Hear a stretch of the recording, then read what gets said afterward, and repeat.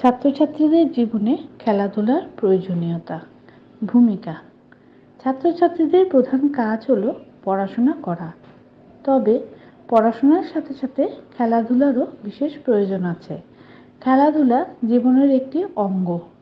জীবন থেকে খেলাধুলাকে বর্জন করলে জীবন অসার ও নিরস হয়ে পড়ে। শিশুকাল থেকেই খেলাধুলার অভ্যাস একজন মানুষকে সবসময় আনন্দ মুখর থাকতে সাহায্য করে। খেলাধুলার মাধ্যমে ছাত্রছাত্রীরা দায়িত্বশীল হয়। উন্নত বিশ্বে বিদ্যালয়গুলিতে এখন খেলাধুলাকে যথেষ্ট গুরুত্ব দেওয়া হচ্ছে।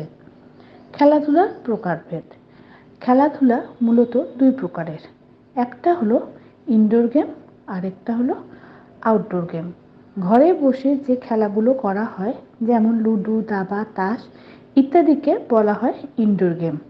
আর যেগুলো বাড়ির বাইরে মাঠে খেলা হয়, যেমন ফুটবল, ভলিবল, কবাডি, ক্রিকেট ইত্যাদিকে বলা হয় আউটডোর গেম।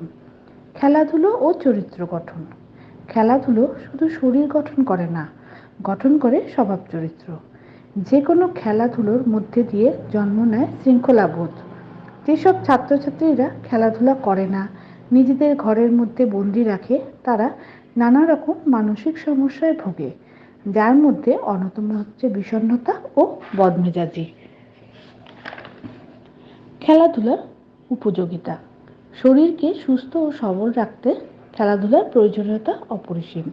ক্রিকেট, দাবা, ব্যাডমিন্টন প্রভৃতি খেলা আজ শুধু দেশের মধ্যে সীমাবদ্ধ নেই, পৃথিবীর বহু দেশের সাথে ভারতীয়রাও খেলছে। এর ফলে ছাত্রছাত্রীদের মধ্যে যেমন জাতীয়তাবোধের জন্ম নেয়, তেমনি ছাত্রছাত্রীদের মধ্যে আন্তর্জাতিকতা বোধও জাগ্রত হচ্ছে। উপসংহার: এই ছাত্র জীবন হলো আমাদের কাছে একটি গুরুত্বপূর্ণ জীবন, যা পরবর্তীতে চাইলেও ফিরে পাওয়া যায় না। তাই ছাত্র জীবনকে সঠিকভাবে সুগঠিত করা প্রয়োজন।